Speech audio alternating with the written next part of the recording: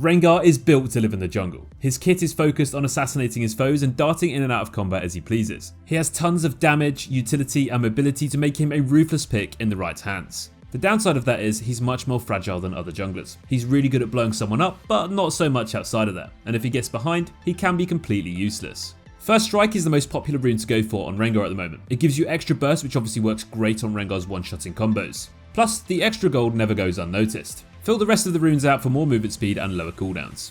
The optimal skill order is definitely max Q for burst. Go for your E second for the increased damage and then finish off with your W.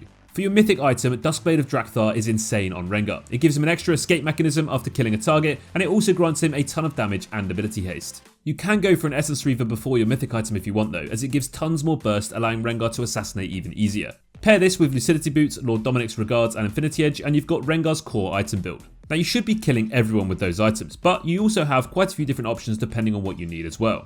Edge of Night, the Collector, Yumu's Ghostblade and Serpent's Fang are all great situational damage items. And finally, for a few defensive choices, Maw of Malmortius and Guardian Angel are your best options. Remember though, this assassin style of playing Rengar is pretty much all about being a glass cannon, so don't overdo it with those defensive choices. Against easier matchups, you want to clear fast and aim to force ganks and skirmishes. Focus on contesting fights in the jungle to make use of your passive. Take routes where you can see the enemy junglers from a brush when they don't see you coming, and you can easily kill them when they're farming. If you get ahead, you can literally farm the enemy jungle instead of yours, and they won't be able to do anything about it without the help of their own teammates. Against harder matchups though, Rengar struggles against tanks that he can simply never kill, and that can shut him down easily with hard CC throughout the game. Try to keep your eyes on where they're going and either avoid them by ganking lanes on the other side of the map, or just farm up till 6. Deep control wards will be your best friends here, and be careful not to get invaded, as when Rengar gets behind he can really struggle to recover.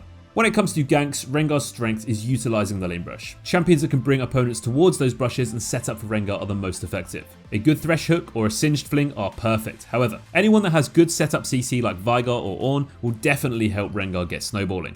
In the early game, try to gank via brushes, as it gives you a free gap closer, making ganks far easier to pull off. Remember, your empowered E is a root, so prioritise this ability when ganking in the early game, as when used with your passive, it is very hard to dodge. Rengar is exceptionally good at lane ganking, pre and post 6, and this can be a great way to bypass the majority of control wards on your way. When fighting champions with CC, try to save your empowered W to instantly cleanse them. When you hit level 6, you can now gank from anywhere, but still be aware to try and avoid wards when initially pressing your ultimate, as the opponents may see you coming.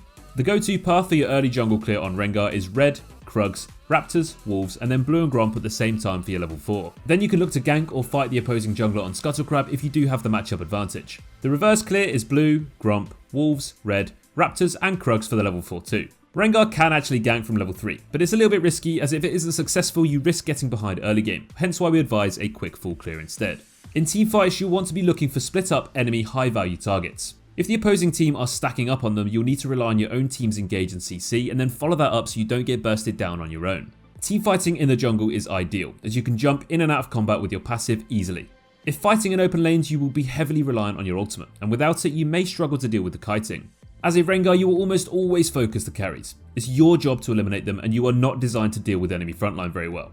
That being said, in the mid to late game you will have the damage to kill tanks too, but just be careful of all the CC and disruption they provide. Let's finish off this Rengar guide with a few quick tips. You can jump to all auto-attackable abilities and objects. This includes wards, jungle plants, and champion abilities such as Heimerdinger turrets. This can be a great way to get close to your enemies or simply increase your map mobility. Your E gives vision, which can be a key way to show your enemy's location and therefore allow yourself to jump onto them out of your brush. Plus, it slows them, so it's a win-win if you can hit it. This is also a great way to prevent face checking.